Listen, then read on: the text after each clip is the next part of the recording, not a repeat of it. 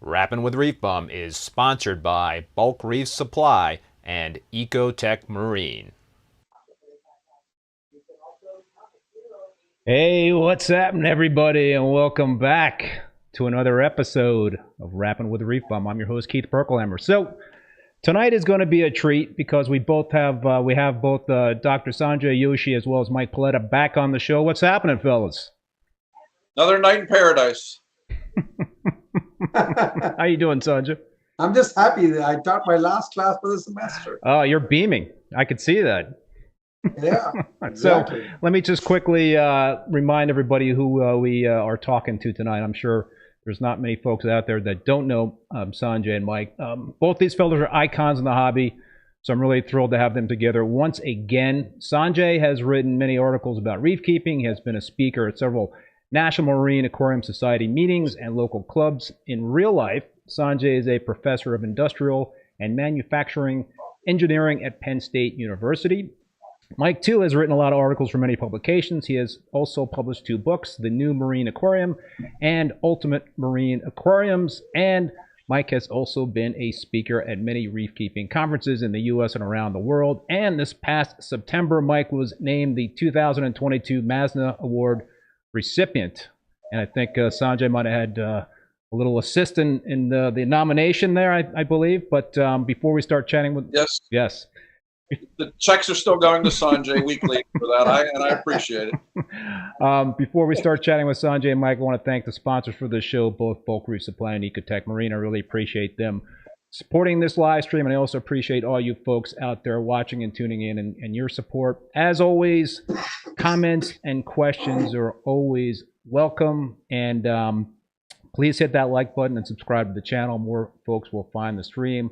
We'll have a more interesting and engaging conversation tonight. So, fellas, what's going on? How are your tanks doing these days?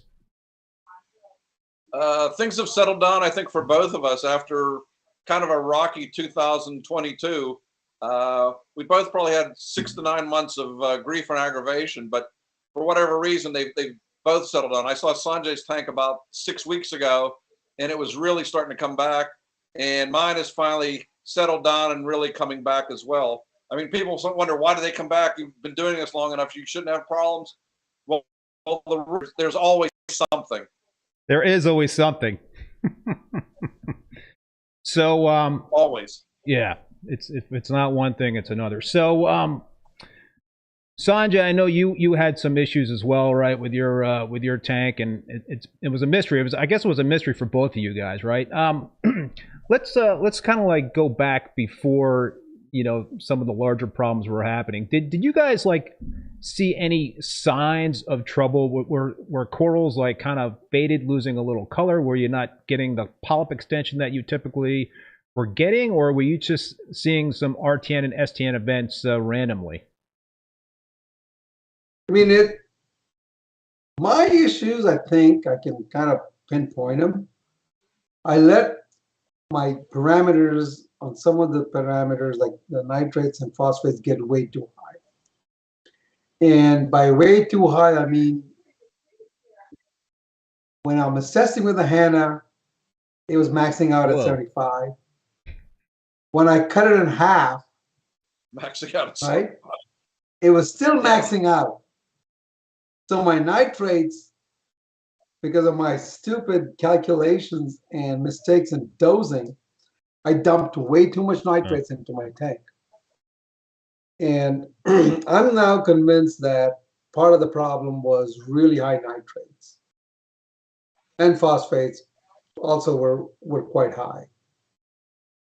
So clearly, one of my visual signs of tank doing well is that there's growth tip on the acros. Mm-hmm.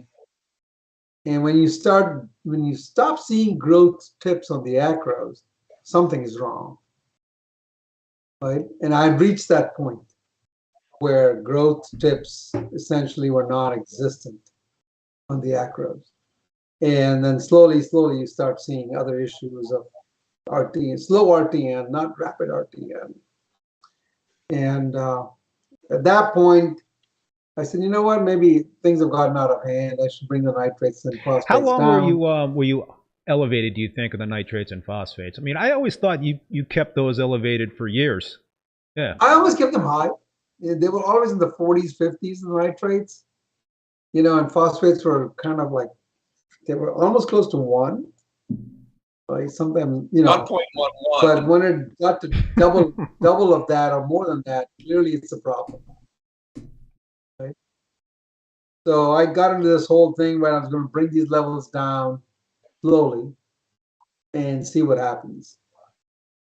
And definitely bringing those levels down and looking at it now, I'm seeing a lot of improvement in my tank. So I'm convinced that really high levels are not good, right? I've had success with up to 40, yeah, 50 which is crazy, nitrates, but maybe 150 is not good. But what was still remarkable. So right now, I mean, again, doing this over the last year or so, my nitrates now don't even go above 1. I think I've gone to the pendulum has swung way the other way, right? But I'm seeing good growth. Definitely, every single acro has sprouted in the last since MASNA, so by the last 3 months. There's been a huge difference in the tank. So yes, there definitely is. I would like the nitrates to kind of stabilize around 10.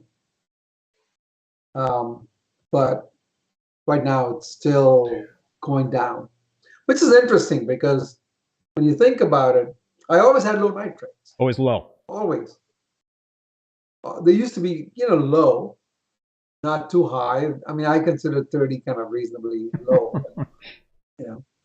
and it got to the point where they were below 1 when I started dosing nitrates. And that's where I miscalculated and I bumped it up way too high over a period of time.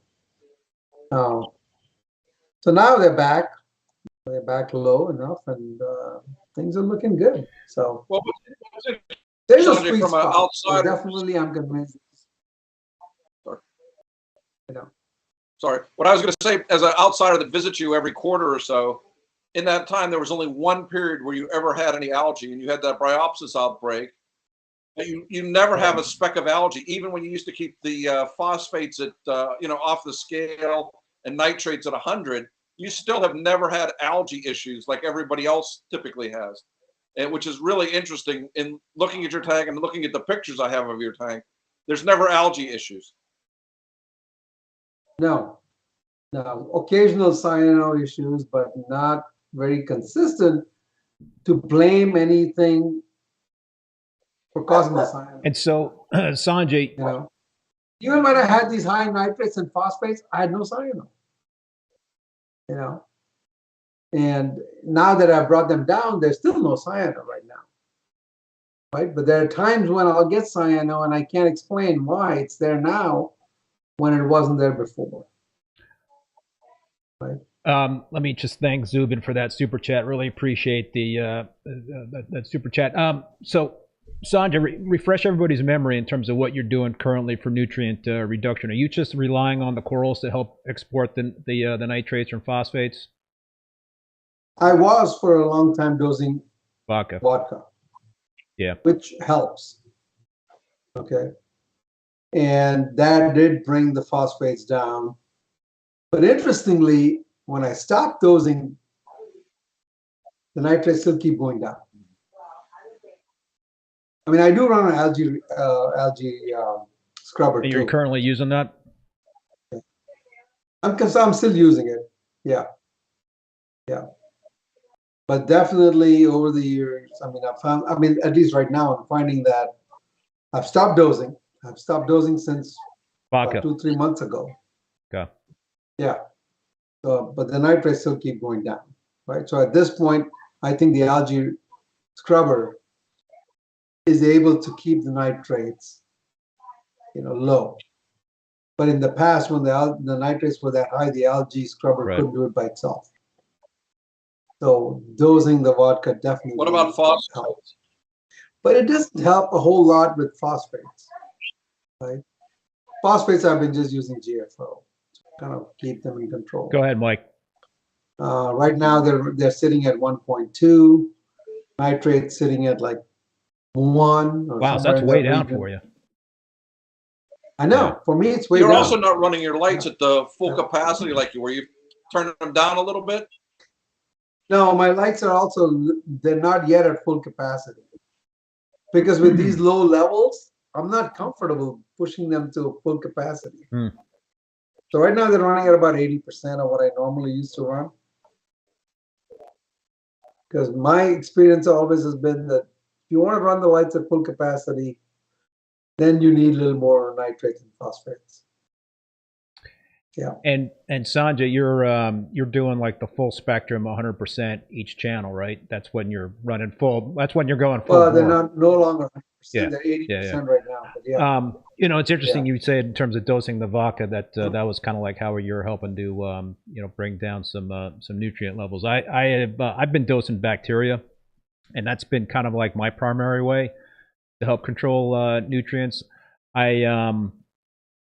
I think also a lot of the corals are helping with the nitrate and the phosphate exporting those levels. So and once the corals start growing, they consume. Yeah, stuff. I've had like the opposite problem. So I had a and Mike, we'll definitely get to what you did with your system and your treatment. But I had an issue with my Peninsula tank. The tank was going gangbusters. It still is going great, and I had an issue with extremely low phosphates to the point that I was getting 0 readings on my test kits, and ICP test analyses were showing near 0 as well. So, and over the last 4 or 5 months, I would have like a random RTN or STN event, and it was just kind of weird, right? I mean, all of a sudden you just like look at the tank and a coral that was thriving the day before is like gone, just totally gone. Or you look at another coral and you kind of like turn your head because like, hold it, something doesn't look right with that coral. And for me, it was kind of like the polyps were retracted a little bit. I'm like, is my regal angelfish kind of like nipping at that coral? Yeah, that's got to be what's going on. The regal's nipping at that coral. And then like a week later, that coral is like starting to STN on me. And, so it got to a point where every it was happening more and more frequently in that tank for me with the SPS, and it was almost like you were kind of afraid to look into the tank and look too hard, because then you would see like, oh geez, that's doing the same thing. It's scary. You don't want to look at the tank. You're afraid. And so I was kind of looking for a solution, but I think what happened for me was the extremely low phosphate had stressed out my corals. And so, I think we could talk about this. There is so Sanjay, you were saying you had this whole very high nutrient issue that stressed out your corals. I think for me, it was like the extremely low phosphates that caused the stress. And so then your corals, right, are becoming more, prone to a coral pathogen, I guess, right? If they don't. I mean, I don't know if it's a pathogen or it's just intercellular decay from, dealing with these high levels of things or really low levels of things, starving the coral. One thing I forgot to ask you, Sanjay, as you've seen your nitrates and phosphates go down, have you seen your alkalinity consumption go up? That's a really hard one to pinpoint, partly because I'm not sure I'm maintaining a consistent dosing level of alkalinity, right? If it was constant dosing, I could tell you that, yeah, it's changing, right? So it's hard, that's why it's hard for me to say. But growth is what I look for. Right, growth and growth tips. Am I getting growth tips on every single coral? And right now, the answer is yes. Right? And it's always, and this is my observation with corals, when there are no growth tips on that coral, I can guarantee you within 6 months that coral is gone. It's gone. If the growth tips don't come back, that coral is gone. It's stagnated. Yeah, they either thrive or die. It's gone. It'll be gone. I do agree, Mike, in terms of I do look at my alkalinity in terms of where that's going, and if the alkalinity is like all of a sudden starting to rise, a lot, to me that means that the corals are not consuming what they had been consuming in the past, and that's like a red. That's assuming your reactor is putting the exact same amount. Yeah.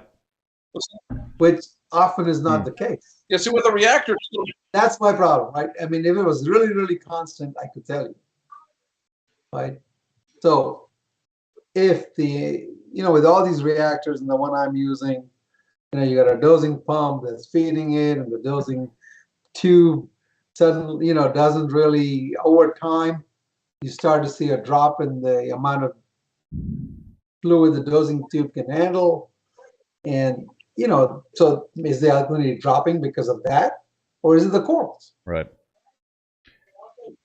And so that's my dilemma right now, at least, with agreeing to that statement that I can tell you from the alkalinity consumption that my corals are growing.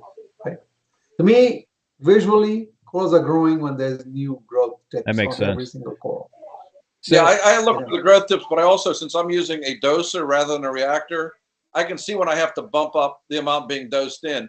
I mean, when I was going through the STN debacle, I was only doing 100 milliliters a day of part 1 of alkalinity. Now I'm back up to 180. So it has gradually increased by, 80% or whatever. So from that standpoint, I'm seeing the growth tips, but when things were bad, the alkalinity consumption was significantly less. I mean, that does make sense. Yeah. Right? That when you're going to get growth, and if your alkalinity is constant, then you're going to get better consumption.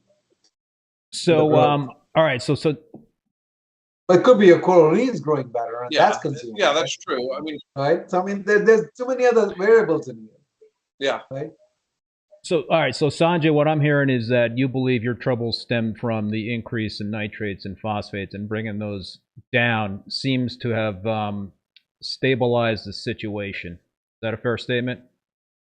I am also going to go out on a limb and say that I had stopped doing water changes for a long time, right? And trace element depletions could have also contributed to it, right? So I had too many contributing factors here. There's always a lot of variables. Right, so I knew I mean, for one reason, running high nitrates and phosphates, that was a problem. Secondly, you know, maybe there's trace elements running out also. Okay. And the reason I'm going to tell you why I think that is a contributing factor, I have always run my lights at 100%. Right? Full capacity. I run my radions 100%. There came a time where the corals were kind of bleaching out, and I've never had that issue with lighting. That's when I kind of started to switch my thinking and going, okay, you know, why are my corals not being able to handle this light levels when they were in the past? They had no issue with the light level, right? My nitrates were high, for sure, phosphates were high, but that shouldn't be affecting the corals from the light perspective. And I did run some ICP tests, and I started dosing iron and manganese. And for the first time in my life, after 30 years of doing this, right, I noticed a difference. Right?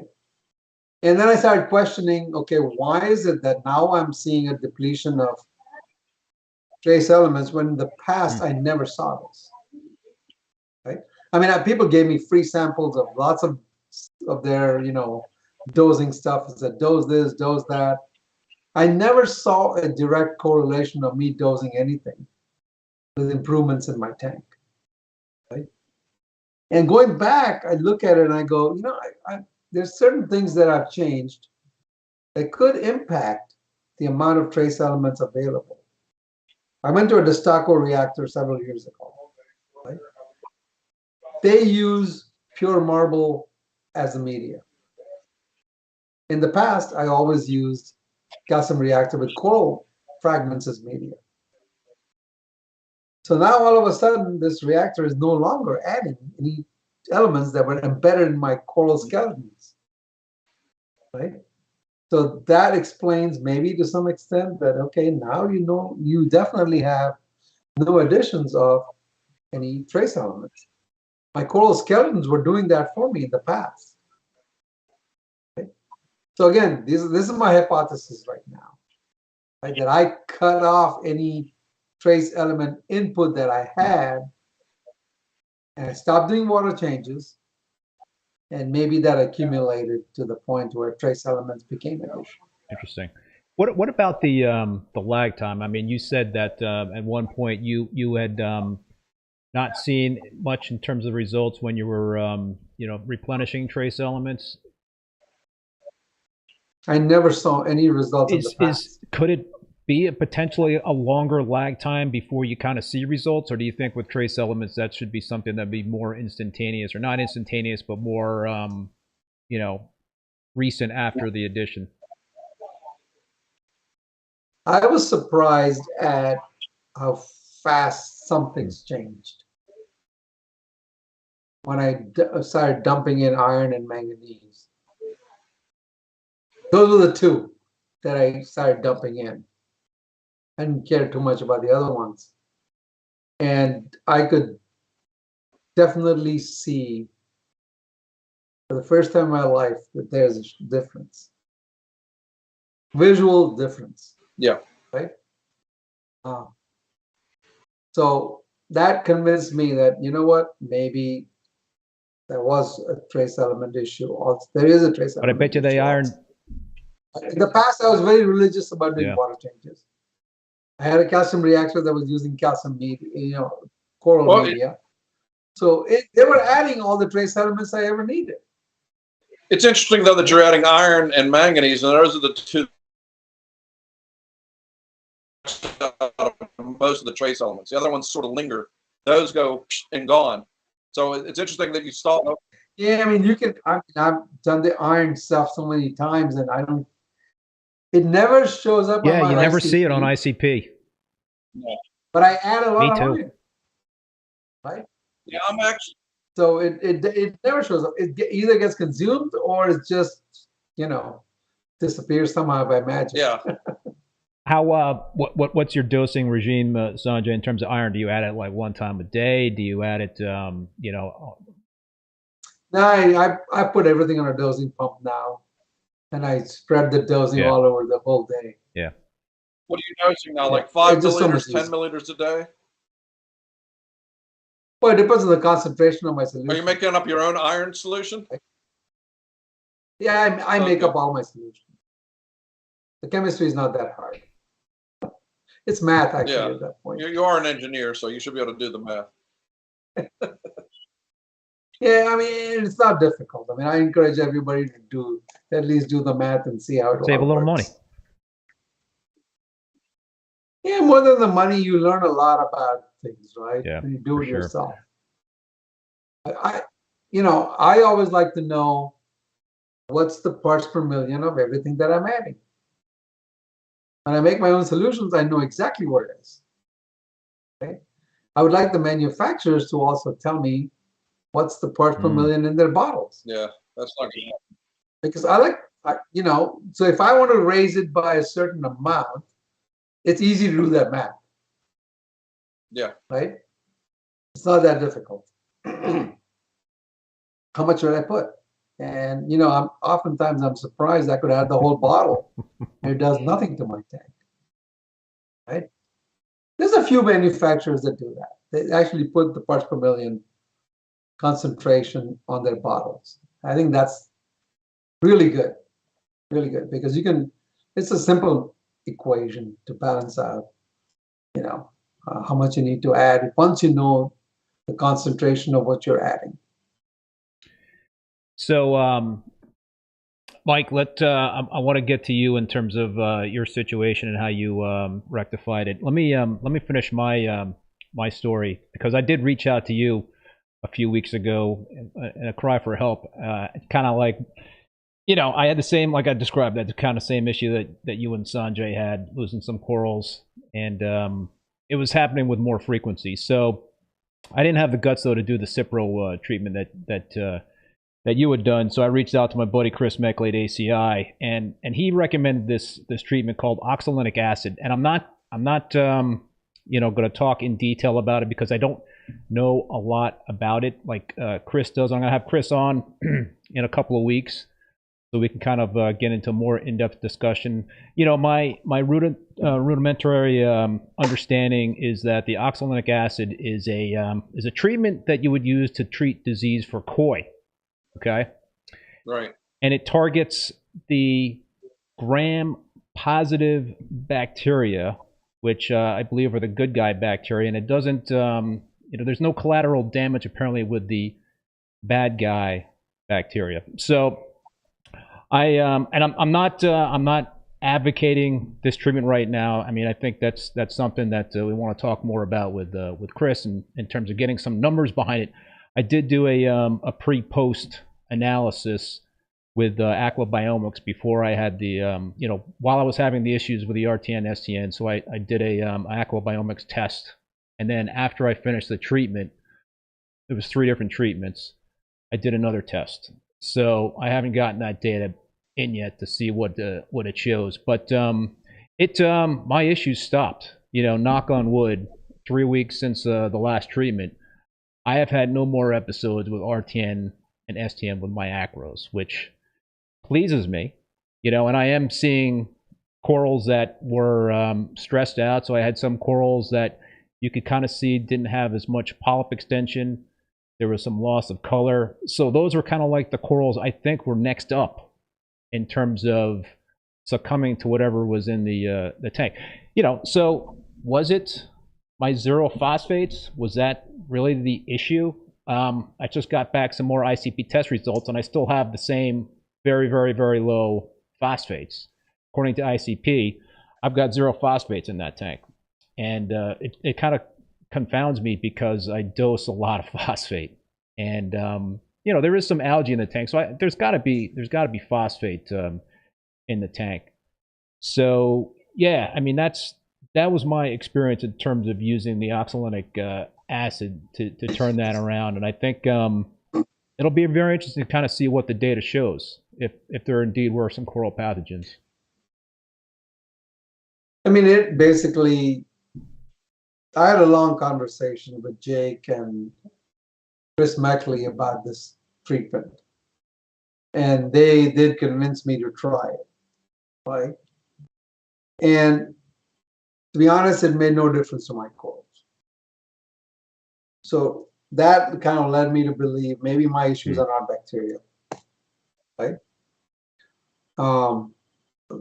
And again, I fully believe the experience that Jake and Chris had, or even Julian, and not only just Julian, the guy who told them about this, I forget his name now. I think he's at Frost, Zach maybe. And they had good experience with using it. So if your issue is bacterial, right, which Cipro attacks, amoxicillin attacks, erythromycin attacks, these are all bacterial things that they attack, and maybe that solves the problem. Okay, but none of my problems got resolved with that. Right? I know Aquabiomics came back with the swab test I did with them, and they said that it showed no bacterial issues. Right? So maybe it's not bacterial in my case. Did you do that test after you did the oxalic acid, though, or before? Okay. Before. I made sure I did it before. So you had no coral pathogens on the pre-test? Well, not in the swab test. Yeah, nothing showed up. Is that while you were still having? Yeah, I said, fine, I'll take a long shot and do it, right? And see if anything changes. I still have 2 corals that are still showing the same symptoms that I had when my nitrates were way high and everything else was off the scale, and they're still showing the exact same thing. There's a white band that keeps progressing slowly into that coral. Right? I don't like that. Oxalic acid didn't stop it. Right? Cipro didn't stop. And you were throwing everything at it. I mean, I wasn't doing Cipro at Mike's level. He went nuclear. I was doing whatever. I went either jackpot or all dead. There was no in between when I got to it. But my thing is that, okay, there's just 2 corals that are doing it. Do I want to upset my whole tank because of these 2 corals? I don't. If those 2 don't want to live, they can, go to coral heaven and I'll find something to replace it. But I'm not going to screw up my whole tank just for those 2 corals. Right? And these are not small corals. These are huge corals. Right? These are 18-inch diameter corals that it's happening to. Couple of thank yous to Leisure Lawns for that super chat. Love the show. Thank you. And Doghouse Reefer, thank you guys for sharing all of your knowledge. I always learn a lot from you guys. Here's an interesting side note with my situation. So, I've got LEDs, GHL meters running on that tank that I was having the episodes with. And so I had a home wrecker colony and a Walt Disney colony that started to STN on me. And, it's kind of one of those situations where you kind of hope it stops, but it's not.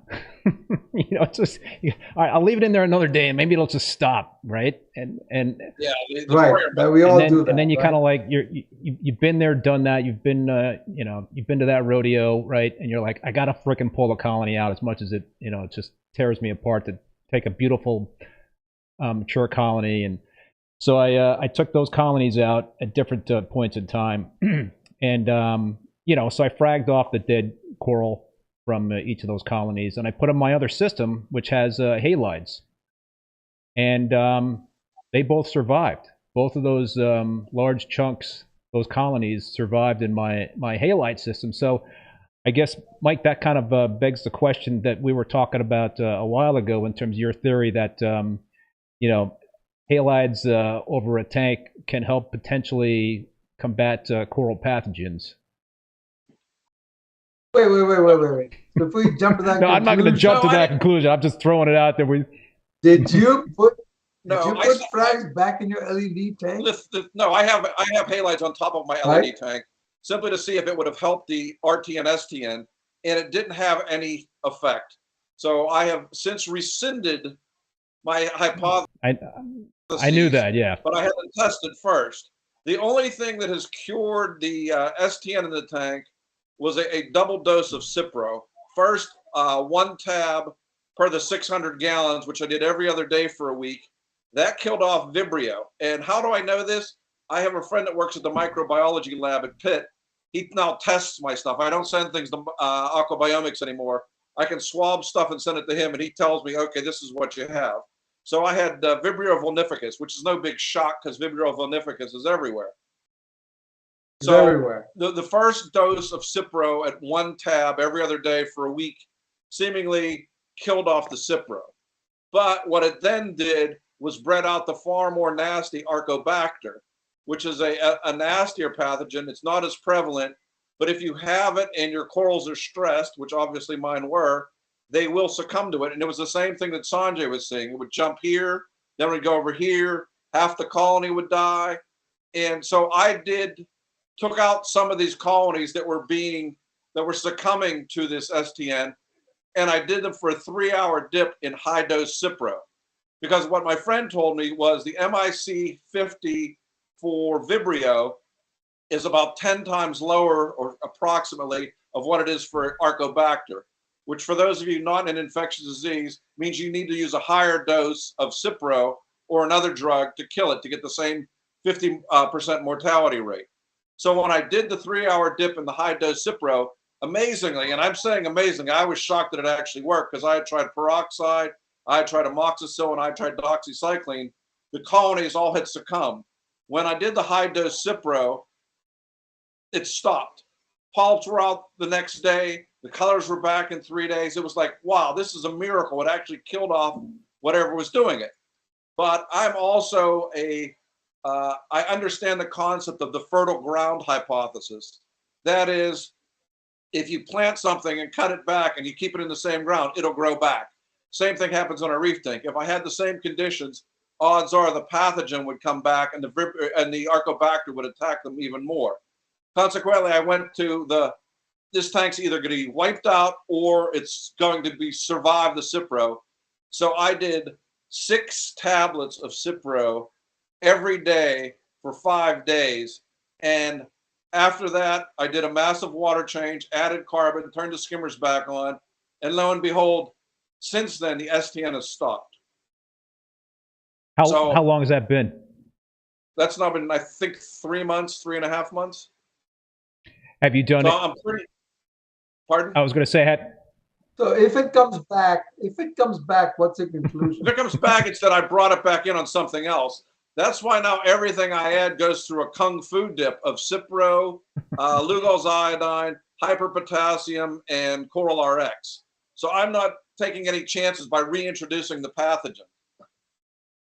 It may still be there, but it's not. And what's the survival rate of the frags for that sequence of dips?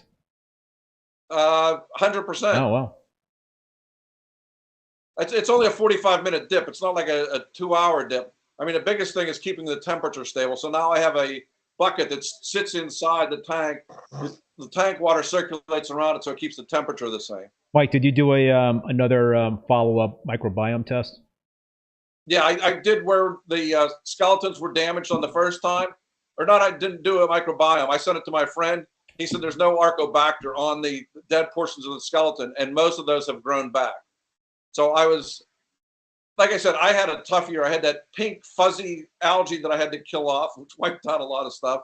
I had this Archobacter and Vibrio, and then a month ago I killed off Sarcophilia because it was killing my LPS tank, and it worked amazingly well. But it also killed a significant number of Montipora caps, as well as all the snails, Asterinas, vermitid snails, bristleworms, and the Sarcophilia. So it is a lethal dewormer.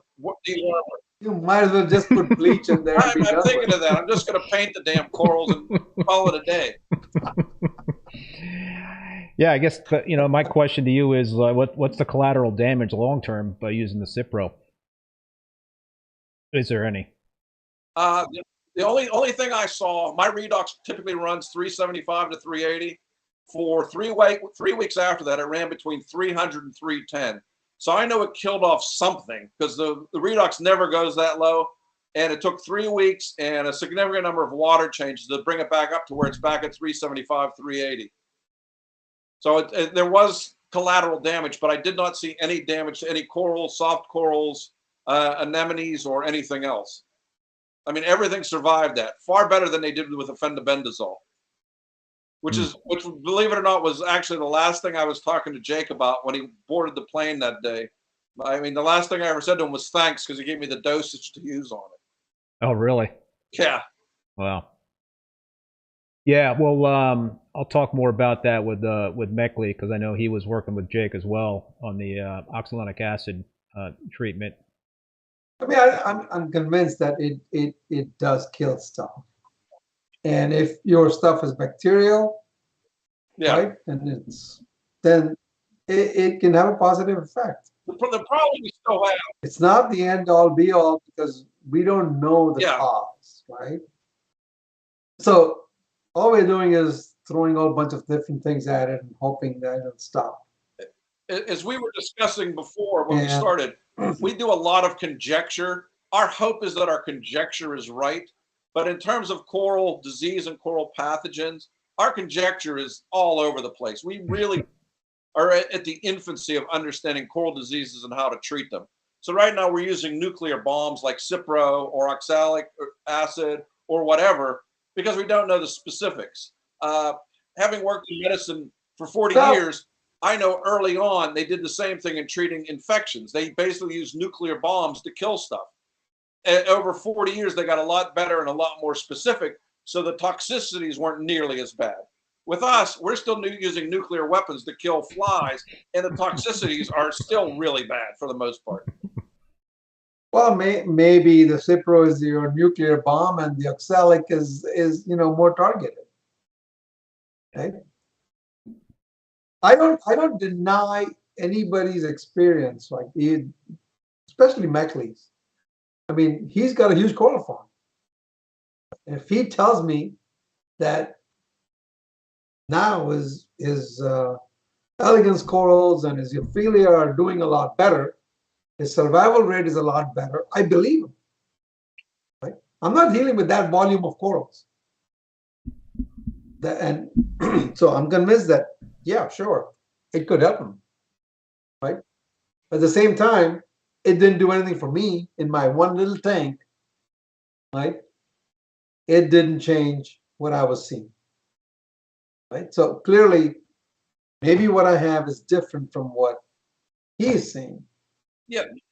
So I'm open to that discussion, and saying, okay, sure, it definitely could work in his environment. And the corals he brings in, he's bringing in new corals all the time. God knows what the hell they come with, right?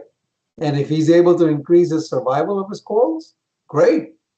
Yeah, that's what we want to see, right? I mean, we could literally sit here and do a show just on all the causes we know of for RTN and STN.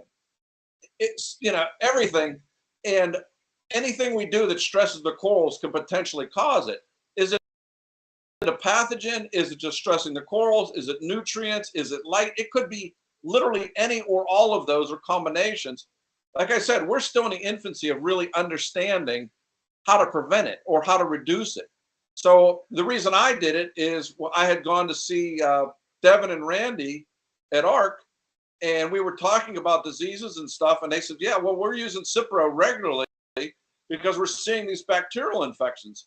So I came home, and like I said, I tried it on 3 corals that I had done everything I could. I shot them with peroxide. I dipped them in witch hazel. I did everything. Only when I treated them with Cipro did they survive. So that led me from the initial analysis of saying, okay, I think this pathogen is sensitive. They survived, to then going, okay, I'm still having it. I still haven't killed it all. So that was the hypothesis of which I worked on. Because believe it or not, Sanjay, I did not change 12 other factors when I did this. I just you held everything constant. So I am I'm doing one thing at a It's time now. I'm not changing anything. I'm not adding anything. I'm just letting the tank run in the Sanjay method, survival of the fittest. So Chris and Amanda right. from ACI are watching, and Chris's comment is, why do we have bacterial issues popping up in the last 5 to 10 years when the issue was never thought about in the past?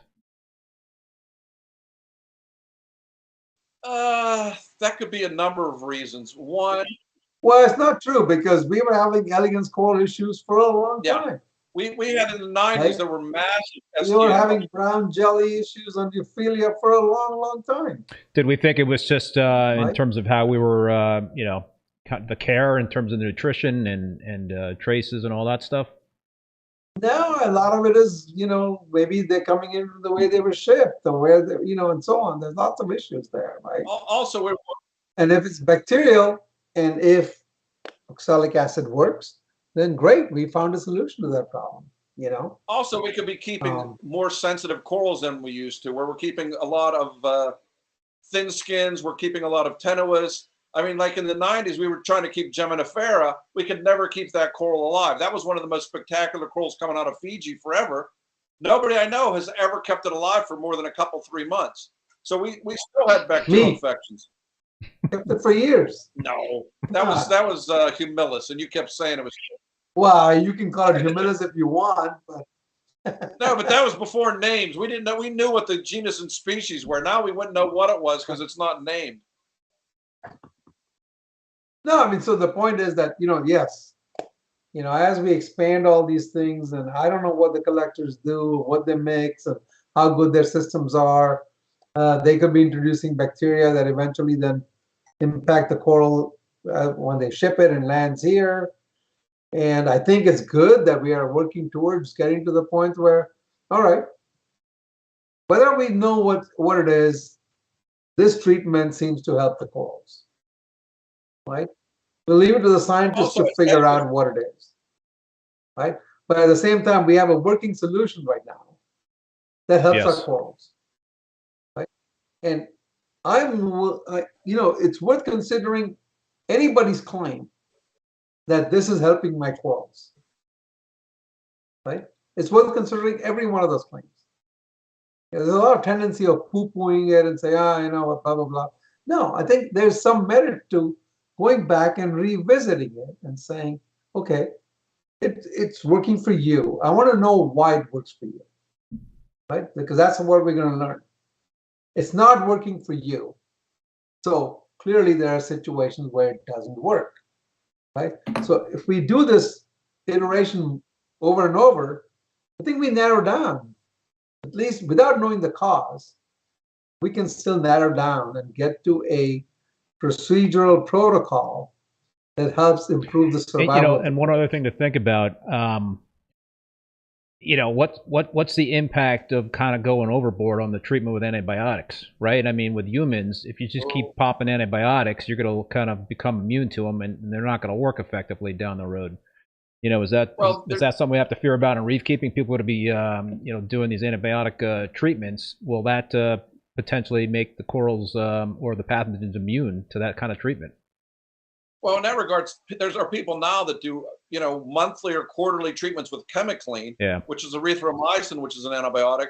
They do it to keep cyano rather than figuring out what the cause is. What are the long-term effects of these? I mean, I'm not planning on doing another Cipro treatment unless I see that the pathogens are there, but I'm doing everything I can to prevent it.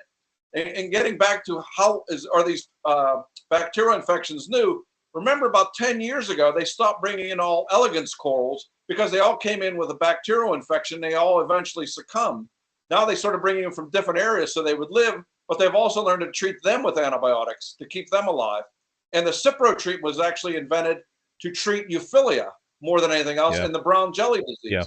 So there's always a cross pollination of things, because there's some people that keep you know, bunches of euphilias and LPS that don't keep SPS corals that have treated with Cipro, versus my case, I have LPS and SPS in the same system and treated with Cipro.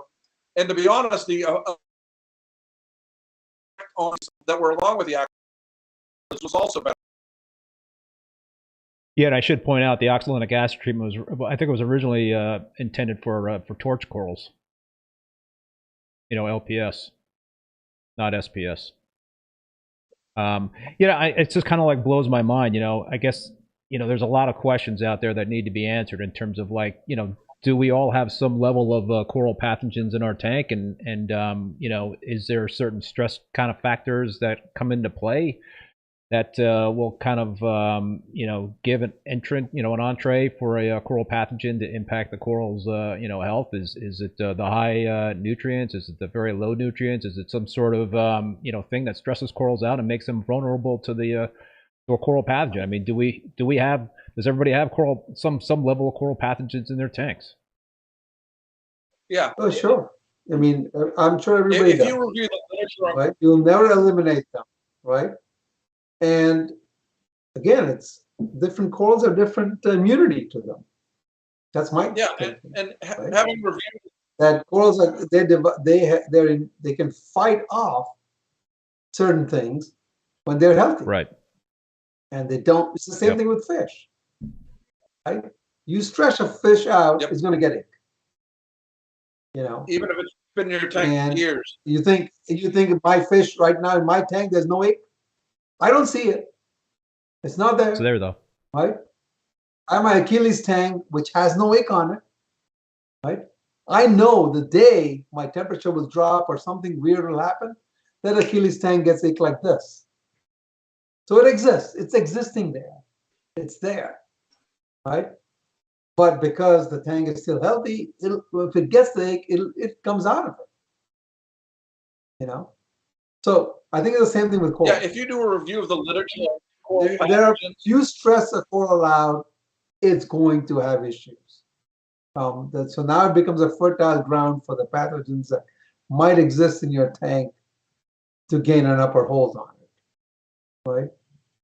And that's my argument. I mean, I've got 100 corals. 2 of them have issues, right? All right, it bothers me that they have issues, but is it worthwhile stressing out the rest of the 98 to try and influence what's happening to these 2? And I've reached that point where I go, it's not worth it, because those 98 are doing great, right? And I'm not going to stress them all out just for these 2. Right. There's always one coral that seems to not be as chipper as the other corals out there, right? Right. Seems like it. Right. Sanjay, survival of the fittest rule.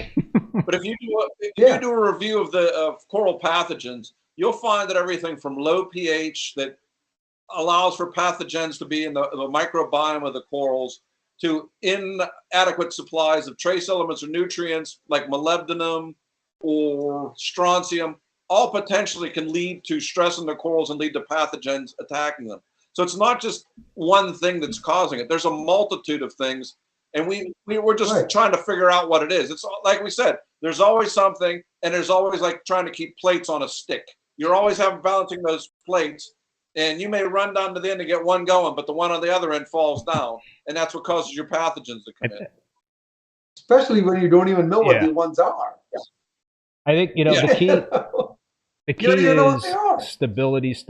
stability. To try to be as stable as possible in your parameters, and I think any big swings in something that might impact the health and welfare of a coral could open the door. All right, so I'm going to flip that on you right now, right? Is it better to have complete stability or to provide enough variability that your corals are hardy enough to handle that range? Well, you keep it steady to that point where any deviation, I would say stability within a range. Let's say that, like with alkalinity, I think if you're between 8 and 10, I try not to sweat swings, if it's within the 8 to 10 range and it's not swinging too big day to day in that sort of range, I think things are going to be okay. Right, so I think that's what I'm trying to point out. It's stability, but within a range. Yeah. Right. I mean, I want to keep my nitrates at 5 the whole time. No. I mean, it can fluctuate between 10 and 2, whatever, and things might still be okay. Right. So we need to find acceptable range where I'm not going to say everything is okay, but most things are okay. No, coming from a medical background, what we're actually looking at is what's called the therapeutic window, where below Right. certain levels things are bad, above certain level things are bad. But if you get that Right. sweet spot, that therapeutic window, that's when the drugs work. That's when everything's good. It's the same way in our tanks. You have variability within that window of a multitude of things, but as long as you stay in that window, things are good. It's when you go way outside one way or the other that you typically have problems. I mean, And how rapidly do you go outside Right. that Yeah. window? If you gradually transition outside that Right. window, things tend to still be okay. But if you rapidly transition out of that window, that's when you start to see some of the the other problems, day, too. my alkalinity from one of my tanks was, 8.5, 8.8, and it had been pretty steady in that range. And then the next day it was 10.1, and I was like, okay, let's monitor this one closely because that's a little uncomfortable in terms of that swing. So what Yeah. made I it have no 10.1? friggin' idea. I don't know. Right. I could testing error. And you won't see the effect for 2 to 3 weeks. So maybe you added a lot Thanks, of Mike. I'm going to alkalinity. be looking forward to the next couple weeks to see the Yeah, impact of that Christmas, swing. right about Christmas, that's when it'll hit. That's the other point I want to make is, okay, let's say your alkalinity jumped this high, right? And the next day, things still look okay. And you go, things are fine. Now, 3 months down the line, things start to misbehave. Would you ever attribute it to the alkalinity jumping that high? That's a hard one to say. I mean, Right. So, we don't know whether when something happened, the effect is not immediate, right? And if an effect shows up after a period of time, there's no easy way for us to say, yeah, those things are a problem. see, that's the problem with modern reef keeping is that we have too many friggin' numbers, and if you react too quickly to those numbers, then I think that could be problematic, and I've been guilty of that sometimes. Right. And that's why I tell people most of the time, if you react to the numbers so quickly, it could be a Right. problem itself. No, what's Right? If it went over 10, fine. And it gradually comes down to 8.5 again, slowly, when you're doing nothing. Right? Now you start to force it down. Now it's got a big spike in the middle here. Is that going to cause a problem? We don't know. We don't know those answers. Right? So things that I do today, there's a lag. We're not very good at dealing with No. lags. No, and getting back to the We- question, we why say- do we have more problems seemingly now with disease and stuff than before? I look back on when I was started and did this. Once I found something was successful, I basically did it bing, bang, boom. It was the same rote thing. I did my water changes on Saturday morning. I tested every other day. I fed this much. I did this. And most people like Sanjay and everybody else were doing the exact same thing all the same time. Now we fluctuate things a little bit more. We change the lights down. We look at our nutrient levels. So we doing things, and I'm the worst person for this. I will admit that because I'm always changing and trying to find something a little Mike's better. the worst. I'm the worst. I admit that. I've tried to get better this year. 2022, I tried to do fewer changes, keep things stable. I still had issues, but that was basically laziness that caused a lot of that. But back then, I knew exactly what my schedule was. I had all my parameters up. I checked them. I wrote them down. Everything was much more systematic and stable. Here, I have all this stuff showing me, like, oh my God, and I may chase a number, which is stupid to do. And I know a lot of people do that. So that may account as well for why we have so much more disease now. Or people are actually reporting it. Because when we started this in the 90s, we basically had to call, hey, Sanjay, I'm losing a coral here. People didn't call to tell you what was going on. So that may have been occurring. Now everything's on the internet all the time. Oh, I lost this. So it may be a result of us just reporting it better than it actually occurring more often. I mean, come on. We all have kept corals for a long time. We're in this hobby for 30 Right. plus years. We've killed more coral than we've kept alive. I'll agree. Yeah. Okay. Yeah, Right? we have. But we've also probably shared as much coral as we've killed. So we've shared enough frags with people that we broke even in the big scale of things. Right. But my point is that corals have been dying for a long time in our care. Yeah. For whatever reasons. Right? If they didn't die, the Chris Meckleys wouldn't be in the business. To replenish. Every coral we ever Right? still alive. Everybody would have corals that don't die. We don't need to buy any new corals anymore. So I want to get back to a question that John Farr had in the chat.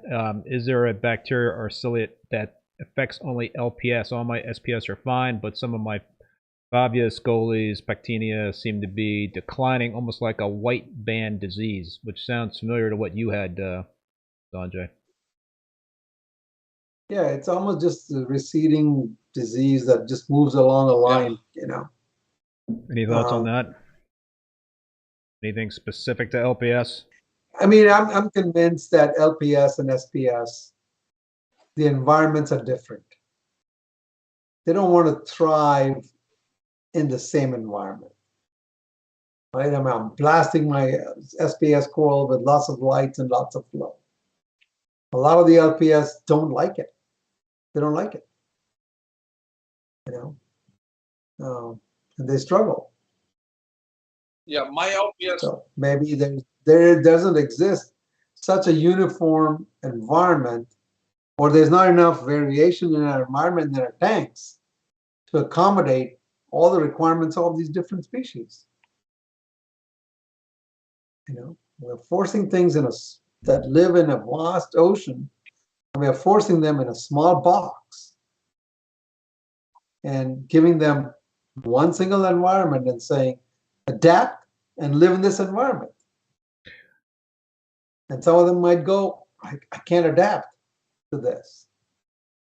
Right? And some say, okay, maybe I can adapt to it and I'll live.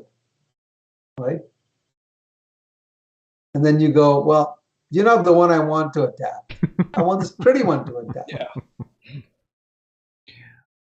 Well, no, like in my case, my LPS which is my Goni, my ACAN, and my Euphilia tank is connected to the same sump as the SPS. They have no problems surviving in the same water. They do have problems though if I bump up the light on the LPS tank and bump up the flow in that tank. Like Sanjay said, they don't like the same conditions that the SPS are in. So they're in different tanks but the same water. They can handle that. They just can't handle the same light and same water movement as the SPS. They do not like a high energy environment. That is not where they came from. And a lot of them have difficulty adapting to that. Yeah. Some will, some will adapt, some don't. Yeah.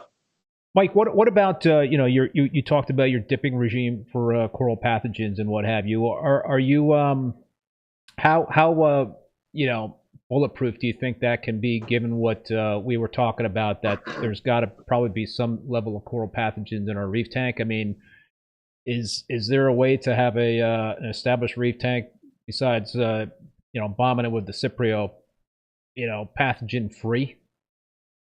I doubt that I'm pathogen free, but one of the things I did after the Cipro was I added a lot of the different companies' bacterial concentrations that are quote unquote good bacteria.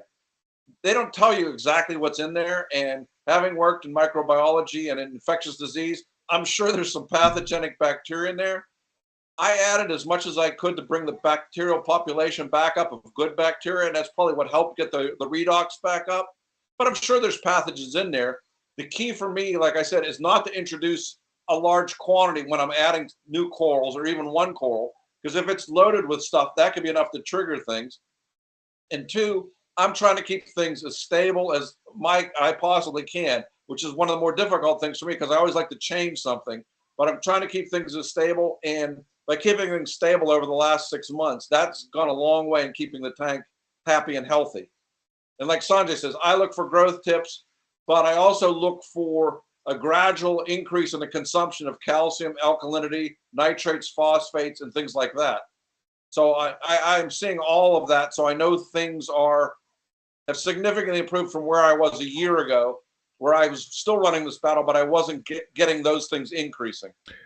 What about the use of UV 24/7 as a method to try to keep coral pathogens in check? It'll only work if the pathogens are free swimming in the water. Most of the pathogens I found are basically on contact on the substrate. And that's why when in the 90s, when Fiji corals came in and we had STN outbreaks like crazy, the key thing was when you were removing the coral, not let any of that tissue slough off onto the next coral, because as soon as it did, that next coral would get STN. So from that standpoint, it may help. I find it more useful when I add new fish to the tank to keep them from breaking out an ick, even after they're quarantined. Just moving a fish from a quarantine tank to another tank typically is stressful. I haven't found a way to knock the fish out so it's asleep, so I move it into the other tank. So it's always stressed when it goes in. I mean, I have found that by putting it in a plastic box and not letting the other fish kill it has significantly reduced the amount of stress in the tank, reduced my amount of ick. But I also run UV 24/7 when I add those new fish. Sanjay, what about you? For using UV, using UV. Do you? I can't recall. Are you using it? No, okay. No. He's a survival of the fittest guy. The problem with, again, my problem with all of these things is like, okay, you can use a UV. Are you using it correctly? Are you providing enough of the dosage that's needed to kill something? And what is it you're trying to kill? And what is the dosage needed to kill it? If you don't have that information, what good is the UV doing? It's just randomly shooting in the dark again, right? I've used UV and I've eliminated dinoflagellates with it. Right? I have people who use it and go, you said to use UV and it didn't kill my dinoflagellates. Yeah, because there's some species that are free swimming, others that are substrate. Yeah. So, secondly, that's one aspect. Secondly, they could be running the UV incorrectly. Yeah. Not enough flow. Not enough power in the UV to kill stuff. Right? Yeah. So I think, it's not just using UV. We need to have better understanding of what we're trying to do with the UV. Right? What's the kill dosage for some of these things that we're trying to kill? And there's not enough data that people have to do that, right? So to me, that's part of the problem, right? I mean, I can say use UV and it does great for me, and maybe I'm using it correctly. Or when it doesn't work for me, maybe I'm not using it correctly. Right? People say use UV for ick. Well, what dosage do you need to kill ick? Right? I mean, these are the kind of things that I would need to know to say, okay, it'll actually kill ick. Yeah, I run UV 24/7, and primarily just to as a preventative measure for dinos if it is potentially killing some free floating dinos, and I run it for that. Yeah, I mean also for fish disease. I don't know exactly what that does. I know it's not going to be an end all be all for fish disease. So yeah, and is UV killing beneficial bacteria that we are good for the system? I don't know. Right. So those are the kind of questions that prevent me from making blanket statements about UV. Right. The only thing it's ever done, anything that I can clearly say is it did, and I've done this 3 or 4 times, it eliminated this dinoflagellate bloom that I had. It eliminated this bacterial bloom that was in my tank that was making my tank cloudy. Right. Right. But but people say I did the exact same thing. I used the exact same one you're using. Yeah. And it did nothing. Right? Which is, again, nothing wrong with it. But now that you want to understand why is it that it worked for me and not for the other person. Right? And that's when you start getting into it. Okay, were you using the right amount of flow through the thing? Maybe it was you running water through faster, that's the whole thing. Right? Maybe you have a whole different situation than I had. Yeah, I mean, that's the whole thing. Every reef tank is unique. There is no cookie cutter reef tank that you can say that, all right, follow my plan and it'll work out exactly as it has for me. No, there is no No. there is no perfect method. It's never worked that There way. is no perfect method, because if there was, everyone would be doing it following that exact perfect method. It's all, I mean, Sanjay and I joke about this all the time. We trade corals. He puts them in his tank. They look completely different. I go there, I want that coral. He goes, you gave me that coral. So it changed. Everything changes dramatically. We laugh about this all the time. Right. That's why I posted in your last thing. I said, hey, send it to me. I'll make it look good. Exactly. Color it up for him. That's what I gotta do. I gotta put up a picture of your splice and show this is what a splice is supposed to look like. Oh yeah, I saw that on Facebook. You know, interestingly, you think with all the problems my tank had, that splice was fine. That's the thing. We don't know. I mean, the problem is that began in this hobby and is still the case. 90% of the information is still anecdotal.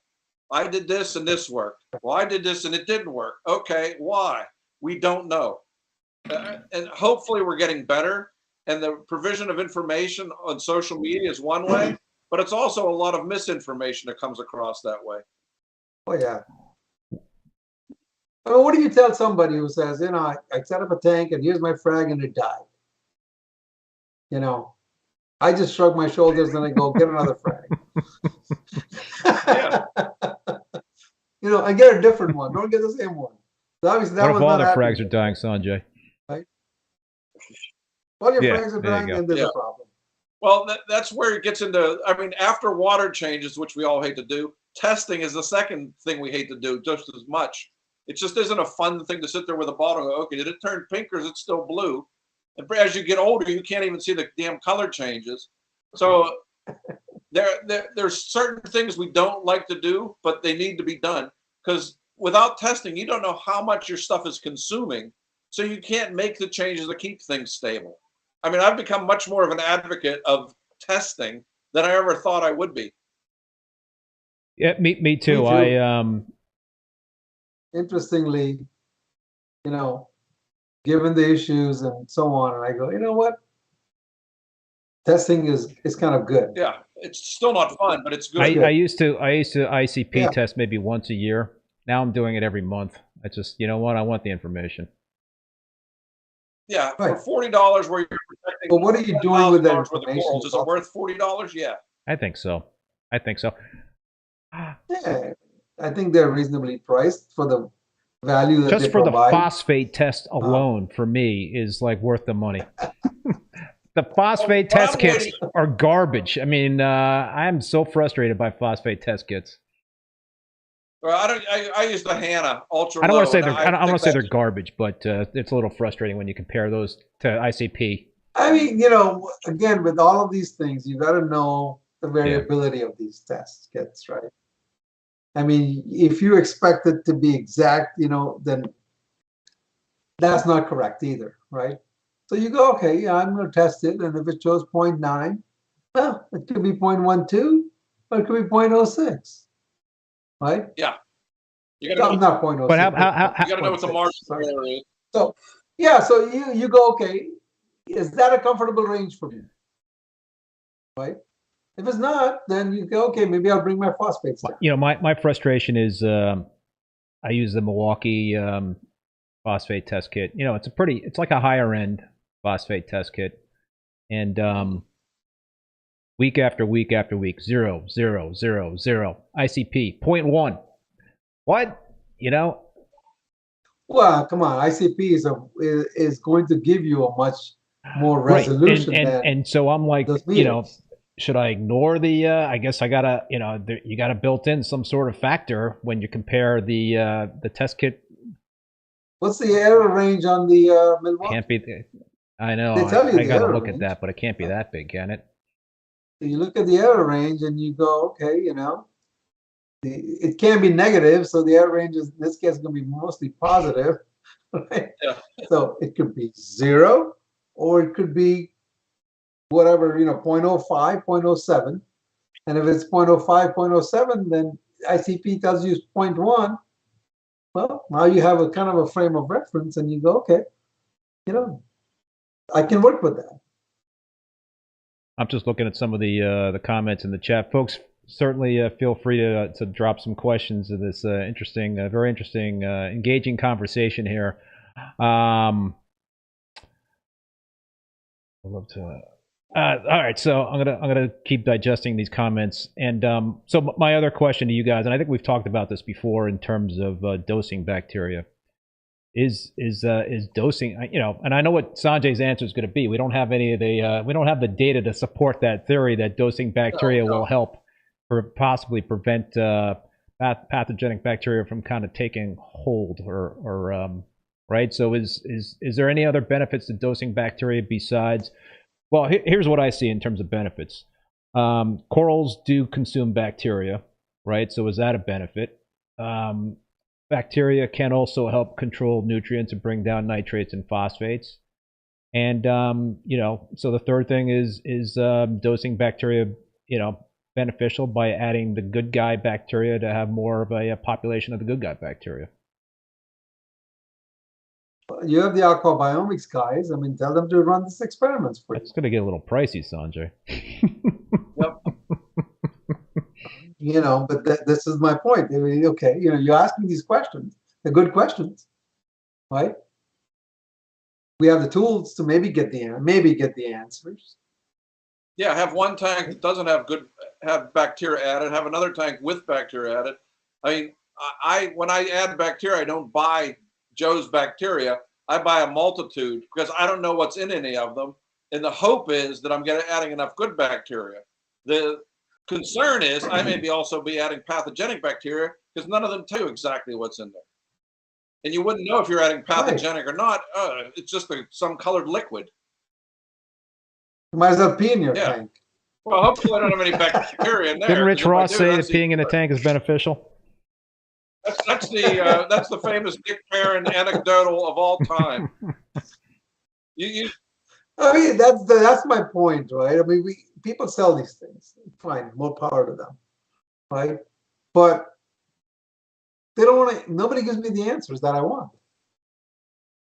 Right? Yeah. Hey, first of all, what bacteria are you selling me? 2, is that bacteria going to help my tank and how? Yeah. Right? All bacteria are not equal. And not all tanks are going to take in all bacteria the same way. So you've had a bacteria sitting on a shelf for 3 months. You add it to the tank. Are you adding nothing but dirty water? Are you adding anything that's alive? Are you adding stuff that will stimulate the bacteria?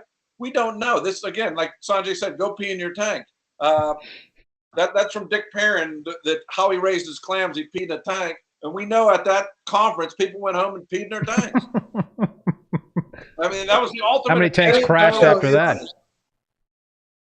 Well, you probably had an ammonia spike, and corals and clams consume ammonia, so they may have had the corals burst in growth too. You know, we don't know. I mean, yeah, there's a lot of questions. There's more questions now than we had in the past, right? Because we also have more tools at our disposal, right? So having more tools should help us answer some of these questions, right? We ask the questions in a proper way, right?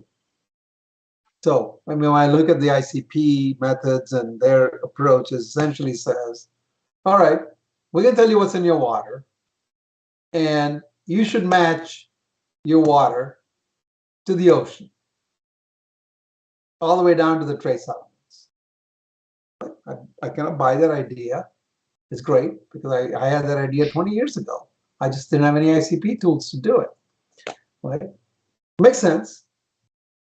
But there's nothing that says adding selenium or vanadium is actually impacting my corals.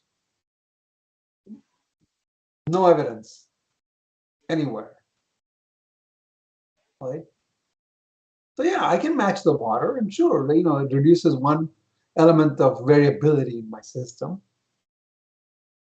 but doesn't mean that there is any impact of adding that on the corals. Right. And in theory, matching natural. So I like the idea of eliminating the variables. I mean, that's always a good thing. Right? But again, the point again goes back to, okay, there's variability in your tests. And at that low level of trace elements, is it really going to make a difference?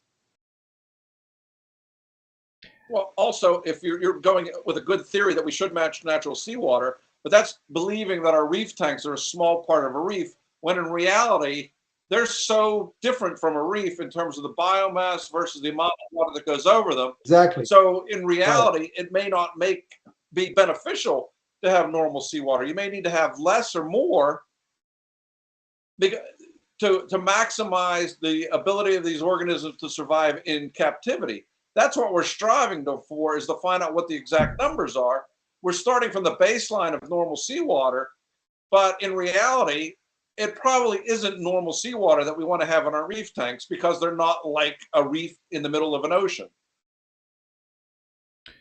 So Chris made a comment that kind of blows my mind. Different bacteria need different trace elements to thrive and feed our corals. That's kind of a mind blower. Yeah, we agree.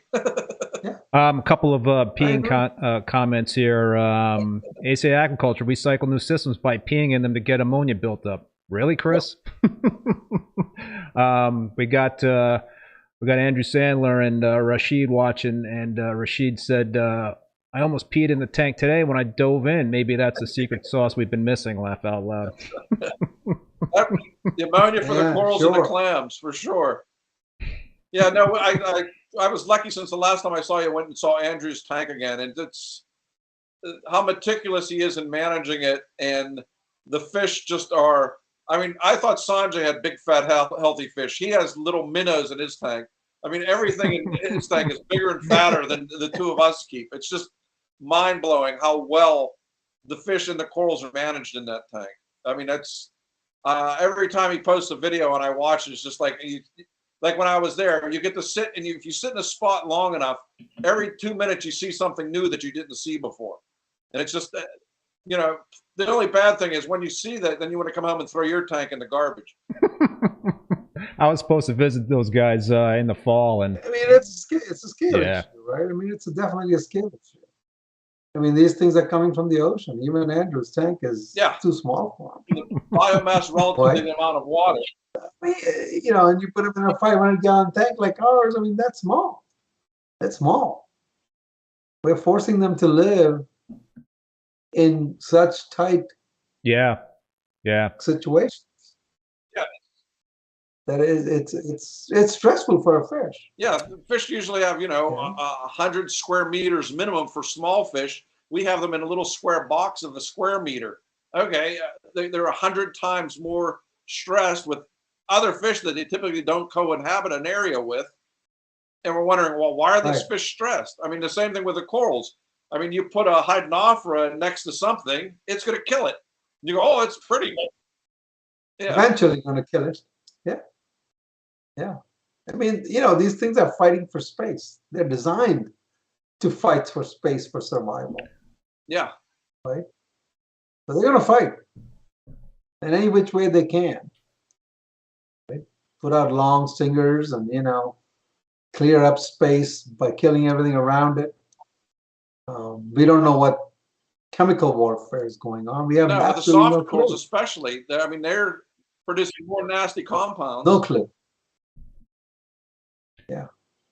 I mean, I would love to just run these experiments someday. You know, it's like, okay. Well, when you're a professor emeritus at Penn somebody State, give me a big grant. Let's go run these experiments. When you're a professor emeritus at Penn State, go for the big grant money to do this kind of research. You finally get to do the things you like instead of building little plastic boxes. You do something fun. Yeah, exactly. But my point is that we've reached the point where some of these questions can be answered. Right? And slowly chip away at it. Right? So we've answered the question to some extent that we can tell you what's in your water with an ICP analysis. Right? I wish they would tell me what their air band is and everything else, so you have a more reasonable idea of what's in there. Right? And that's a good thing. Whether there's an impact or not, I'm not going to argue about that. But at least now I have the capability of saying, all right, I can match my water to the ocean. I can take that one variable out of that equation for now, right? Now, what's my next variables? Okay, I have all this bacterial stuff in my tank. Well, we kind of have tools with Aquabiome to kind of address that issue, right? I could say, okay, these are the bacteria that exist in my tank. These are the bacteria in Mike's tank. We now have a decent idea of what the population of bacteria are in the tanks, right? The ratios may be different, but we at least have some idea of which kind of bacteria are thriving in reef aquariums. And going back to whatever the comment was from Chris, yeah, so can we adjust the populations of different bacteria by doing different things, by trace elements?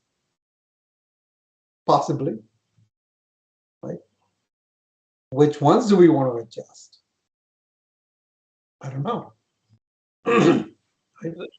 So, as again, we're not going to answer it in my lifetime, I know for sure, right? But we've come a long way in this hobby.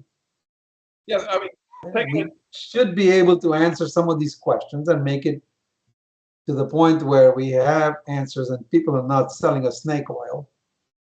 Right? At least get rid of some of those kinds of things. Two things to add on to what Sanjay's saying. One, what we need in terms of bacteria is an ICP test for bacteria. These are what the numbers are. These are what they should be. And then like we can add trace elements now. We can add the bacteria we need to balance things. The other thing is we've now gotten even beyond ICP test. When you look at things that like Fauna Marin is doing, where they're showing the ratios, how the ratios between some of these trace elements balance things out. Like if you have too high a bromine and too high an iodine, your corals may be turning brown even though your phosphate levels are low. I mean, that's just one example, but they're starting to look at these ratios and saying, okay, it's not just you have trace level X at this amount, but trace level X also interacts with trace level Y and trace element Z, and these have to be in balance or else this will happen. So we are going to the next step. We do have more information than we've ever had, and we now have bigger and more beautiful tanks, Andrews in particular, but we have bigger and more beautiful tanks with more people having them, and we have people from virtually every walk of life. So some of these people have this expertise that we start doing some of this stuff. Sanjay and I are old guys that have been doing this for a long time. We have this pretty much down, but we want the next generation to bring this up to the same level of what we learned in the last 40 years to do the same thing, to make the same kind of advancements in coral nutrition, coral disease, trace elements, trace element management, bacterial management, all the things that are necessary to take us to the next realm or next level with this.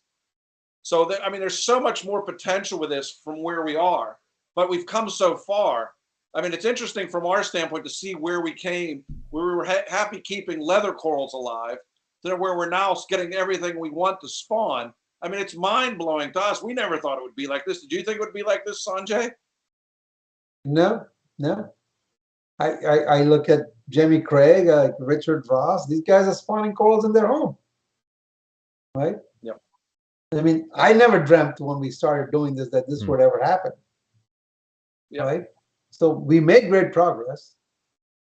And we made this great progress in spite of not knowing anything about the bacteria or, whatever all these things are, right? So progress can still be made, right? It's not hinging on these things.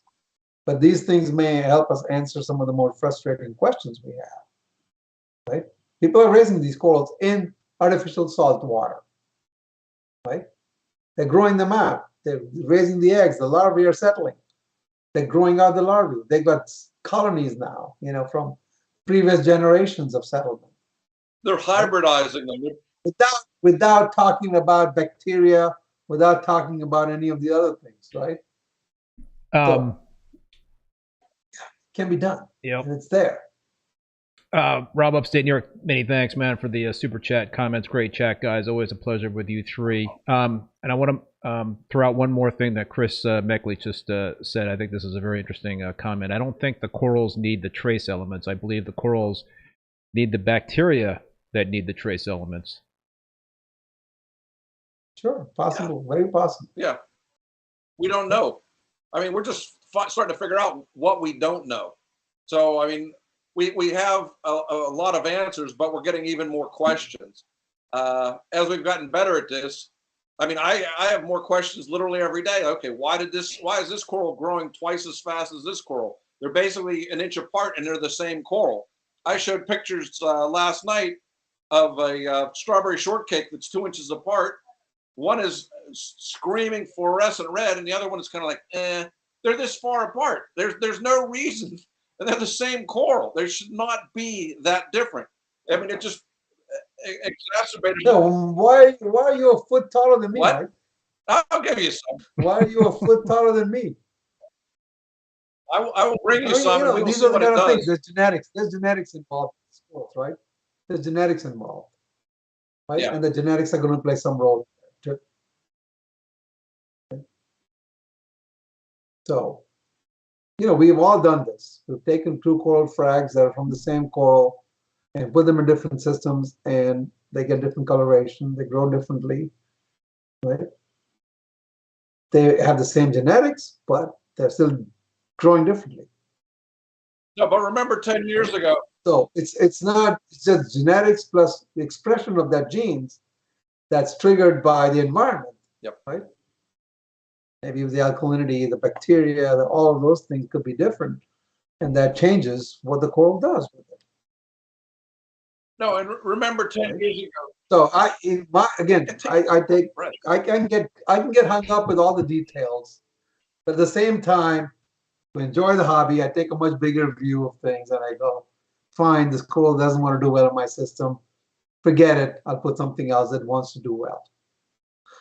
Right? No, but and still enjoy the hobby. this reminds me of 10 years ago, Sanjay, when you took 5 different colored acropora and millipora colonies and put them in your tank, and within 3 months, they were all exactly the same color. They were all different colors when you put them in. Really? I mean, we go both ways. Sometimes they diverge and the same coral looks different. Sometimes different corals all merge and look the same. We don't know. I mean, well, because they have the same environment. I told you from the beginning on that coral, these are all going to turn the same thing, right? Because they were growing in different environments. They had different shades of pink, right? And when you put them in one single environment, they all turn the same shade of pink. Yep. I know. Rashid, Stories Reef, thank you, man, for that super chat. The comment is talking about the coral spawning. The spawning is amazing, but Julian mentioned the sea urchins are key to keep the rock clean for the eggs to have a place to land and thrive. Thank you, guys. Sounds plausible. Yeah. I mean, the larvae are always searching for places to land. I don't know if you guys saw the video that Jamie posted recently, where he had these larvae all moving around, and they're essentially programmed to look for their forever home. And they're going to make sure that they find the best home for themselves, right? This is their forever home. At least that's what they think, until we come and chop them up and move them. Corals can live forever, though, right? I mean, that's... On the reef, they're looking for their forever home. Wherever they land, they're going to live there. Or they'll live there. Right? So they'll live there. They put effort into finding a good place. For themselves. And one of the things they're looking for is a place where they're not going to get overgrown by algae, because they're smart enough to know if the algae overgrows them, they're dead. All right, guys. Well, listen, I think this has been an awesome chat, and I got a lot out of it. I think everybody that was tuning in got a lot out of it. It was a fascinating discussion. Any final thoughts before we do an official wrap on it? No, we always enjoy talking. Sanjay and I, we get together. It's always a long-term discussion of everything from situation in the world to what's killing our coral. So it can be just about anything. Yeah, we could talk about corals forever. Right? I mean, I kind of enjoy it. It's fun.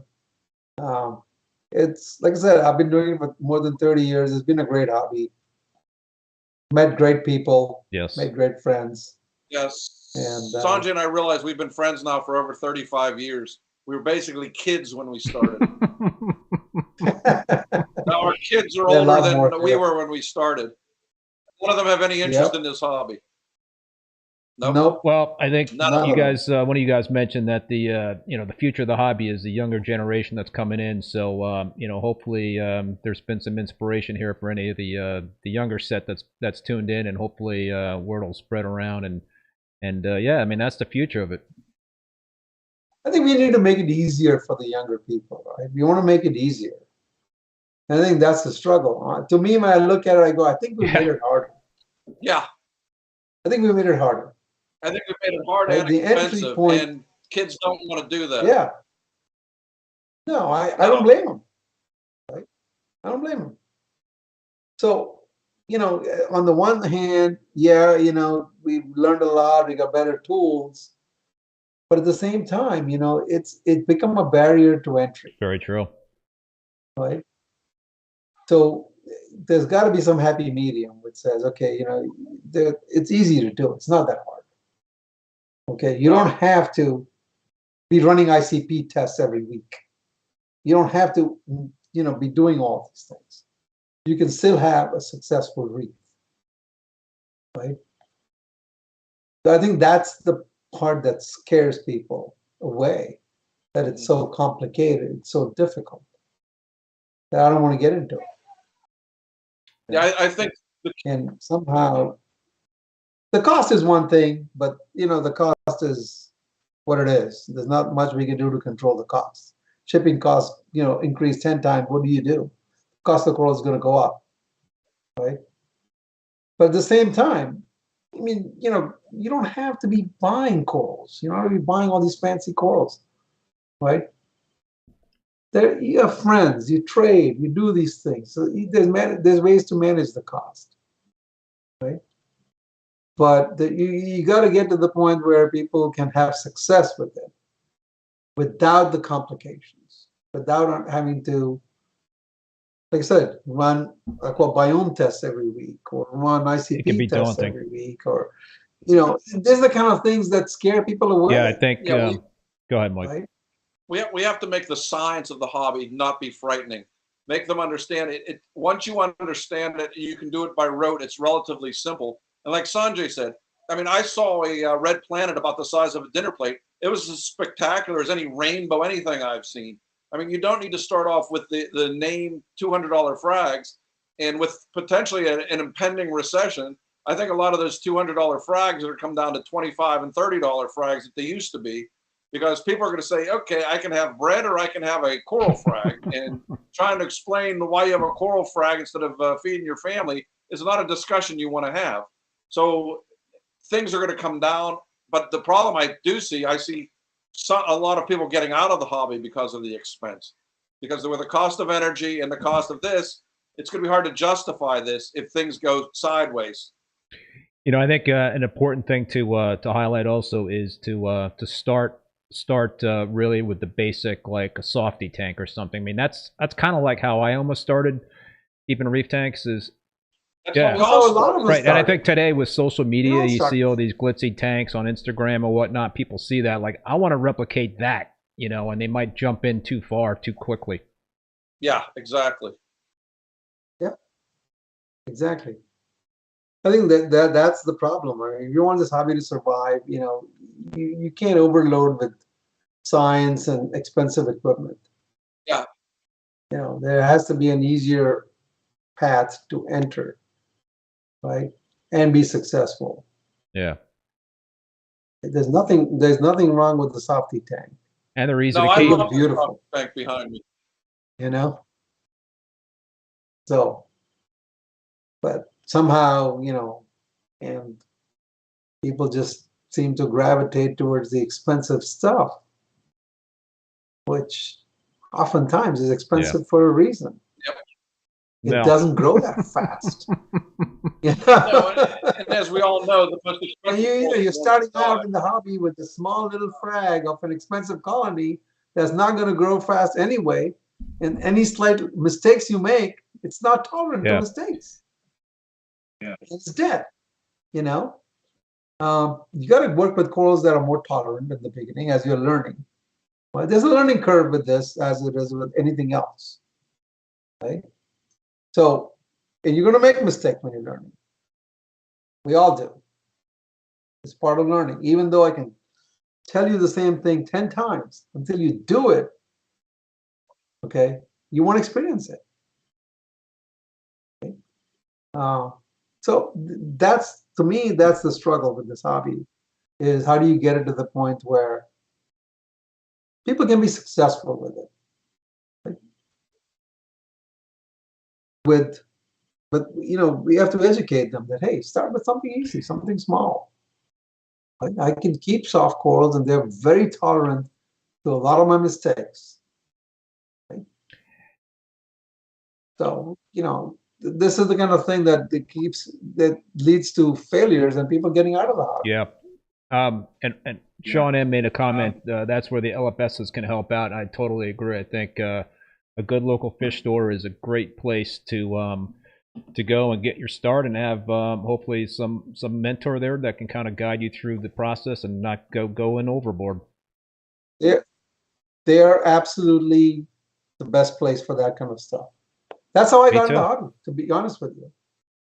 Right? I mean, I always kept freshwater fish and so on, but my dream was always to keep saltwater fish. Right? It wasn't even corals. I had never even seen a coral alive when I was growing up, right? Except in the ocean. Never saw it in a tank. So here I am sitting here in State College, Pennsylvania, where there's one fish store, right?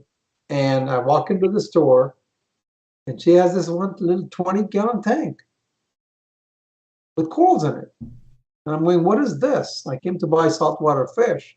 What is this stuff? And she said, oh, that's corals, you know?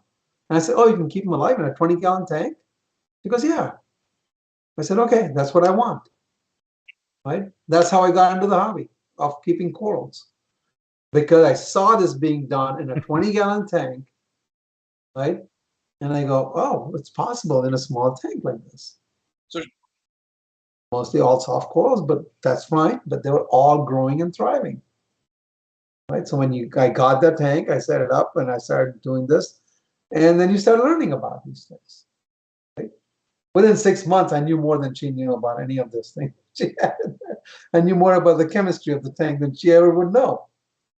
But she knew enough to keep the corals alive and thriving. Right? She didn't need to know any of the chemistry. She didn't know any of that stuff.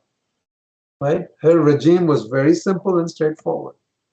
She goes, every week I do a 20% water change.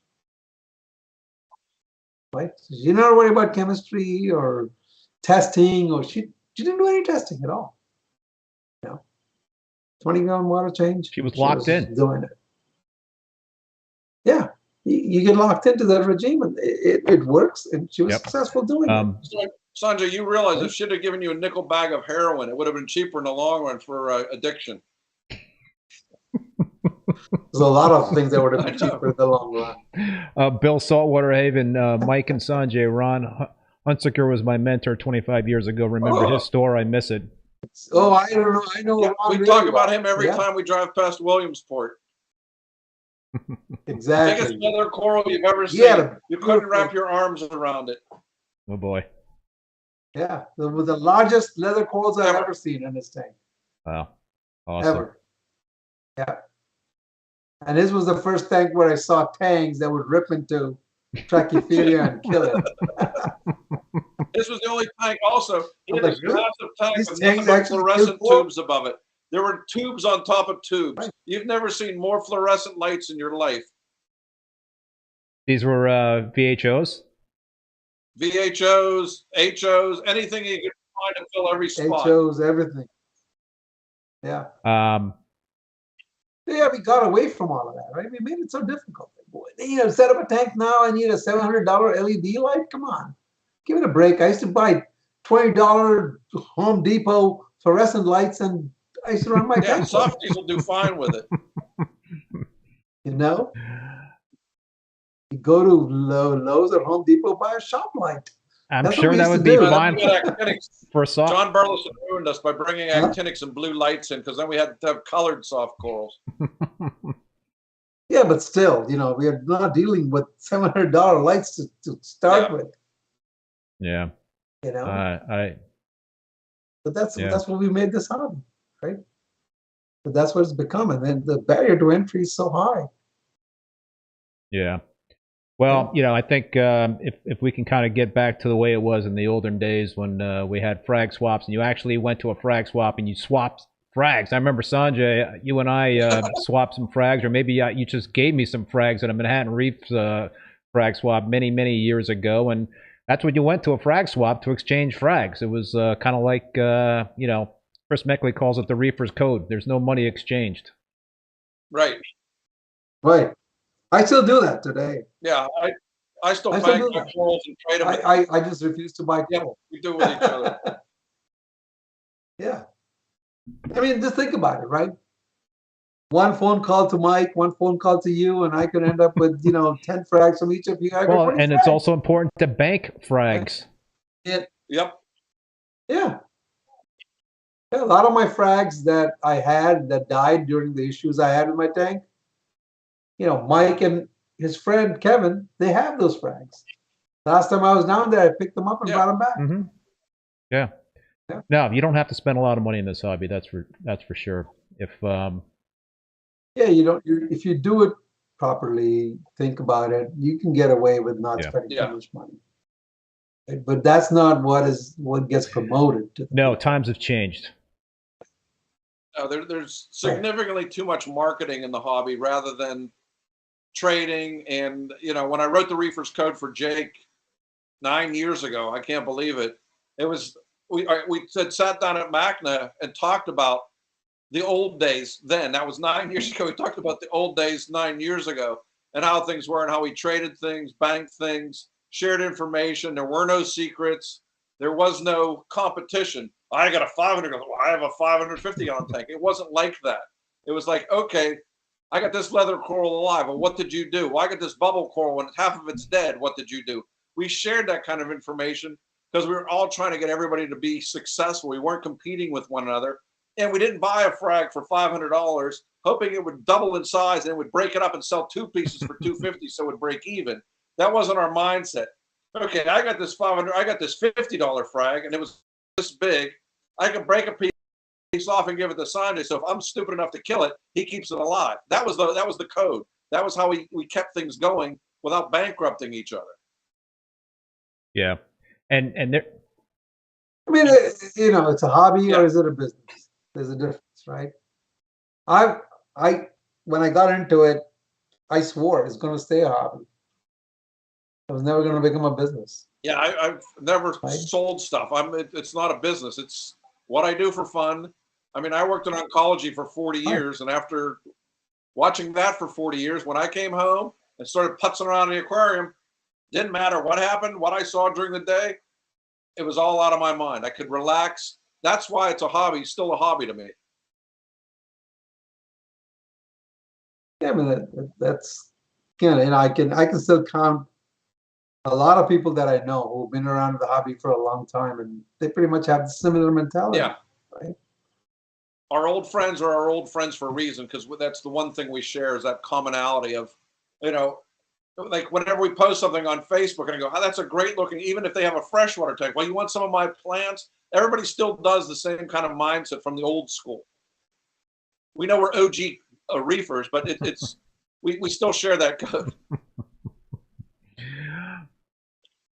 I don't know about the G part. I'm the old reefer. You're older than me, Sanjay. So by 6 days. 6 days. By wow. 6 days. All right. You guys must be 6 days. Okay. Twins, I guess that's what you're saying, right? Twin sons of different mothers. Yeah. We're twins. All right, guys. I think that's probably a good point to wrap it up. I want to thank you again so much for taking the time to join us, and look forward to having you on again down the line when Sanjay's, I guess, back out of school in May. Probably is the best time to do this again, I would think, right? Yep.